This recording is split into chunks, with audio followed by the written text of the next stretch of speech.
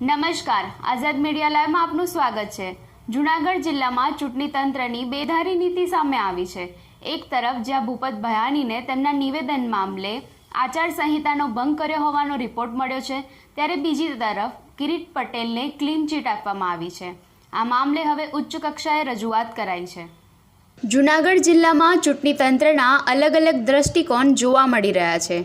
જૂનાગઢમાં ભૂપત ભાયાણીએ આચારસંહિતા ભંગ કર્યાનો રિપોર્ટ સામે આવ્યો છે, જ્યારે ભાજપના કિરીટ પટેલને ક્લીન ચીટ આપવામાં આવી છે। મહત્વનું છે કે ભૂપત ભાયાણી આપના પૂર્વ ધારાસભ્ય છે અને તાજેતરમાં જ ભાજપમાં જોડાયા છે। તાજેતરમાં જ ભૂપત ભાયાણીએ એક નિવેદન આપ્યું હતું। આ નિવેદન વ્યક્તિગત હોવાથી આચારસંહિતા ભંગ થયાનું કહેવાઈ રહ્યું છે।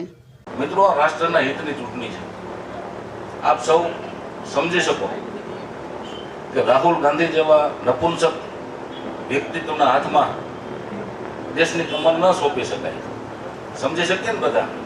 હે તો આલિયા માલિયા જમાલિયા બધા એક કુંડીએ પાણી પીવે છે બધા। શું કામે કે બીજી કુંડીએ આપણો સિંહ છે। જૂનાગઢ જિલ્લા ભાજપ પ્રમુખ કિરીટ પટેલે ક્લીન ચીટ મળવાથી અનેક સવાલો ઊભા થયા છે। જ્યારે કિરીટ પટેલે વ્યક્તિગત નિવેદન ન કર્યું હોવાથી આચારસંહિતા ભંગ ન થતી હોવાનો રિપોર્ટ અપાયો છે। રાજા રજવાડાઓ વિશે વિવાદાસ્પદ નિવેદન મુદ્દે રૂપાલા બાદ કિરીટ પટેલને પણ ચૂંટણી પંચની ક્લીન ચીટ અપાઈ છે। આજે આપણા વિસાવદર મધ્યસ્થ કાર્યાલયનું ઉદ્ઘાટન ના પ્રસંગ ઉપસ્થિત આપણે એકત્ર થયા છીએ। એક સમય એવો હતો હિન્દુસ્તાનમાં કે રાજાની પટરાણી બોબડી હોય, લૂલી હોય, લંગડી હોય, પણ એના કુખેથી જે દીકરો પેદા થતો હતો એ રાજા બનતો હતો અને હવે રાજા મતપેટીમાંથી પેદા થાય। વિસાવદરના ચીફ ઓફિસરે સમગ્ર મામલે પ્રાંત અધિકારીને રિપોર્ટ કર્યો છે। ભાજપ કાર્યાલયના ઉદ્ઘાટનમાં બંનેએ વાણી વિલાસ કર્યો હતો। ભાયાણીએ રાહુલ ગાંધી અને કિરીટ પટેલે પટરાણીઓ વિશે ટિપ્પણી કરી હતી। લોક પાર્ટીના ઉમેદવાર અલ્પેશ ત્રાંબડિયાની ફરિયાદ બાદ કાર્યવાહી શરૂ થઈ છે।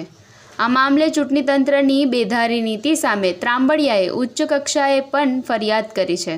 હું લોક પાર્ટી તે જૂનાગઢનો ઉમેદવાર મેં 22 તારીખના રોજ વિસાવદર ખાતે જે ભારતીય જનતા પાર્ટીની સભા થઈ હતી તેમાં આચારસંહિતા ભંગ બાબતની ફરિયાદ કરેલી, જે 3 દિવસ બાદ ભૂપત ભાયાણી નામની વ્યક્તિ સામે આચારસંહિતા ભંગની ફરિયાદનો અહેવાલ મને મદદની ચૂંટણી અધિકારી આપેલ અને જિલ્લા ભાજપ પ્રમુખનો અહેવાલમાં એમને ક્લીન ચીટ આપેલી છે। આ ક્લીન ચીટ બાબતે હું election commission of India Delhi અને CEO કચેરી ગાંધીનગરમાં કાલ મેં ફરિયાદ કરેલી છે અને જો CEO કચેરી યોગ્ય ન્યાય નહીં આપે તો ભવિષ્યમાં હું નામદાર કોર્ટનો પણ આશરો આમાં લઈશ ન્યાય મેળવવા માટે। જગદીશ યાદવ, આઝાદ મીડિયા લાઈવ, જૂનાગઢ।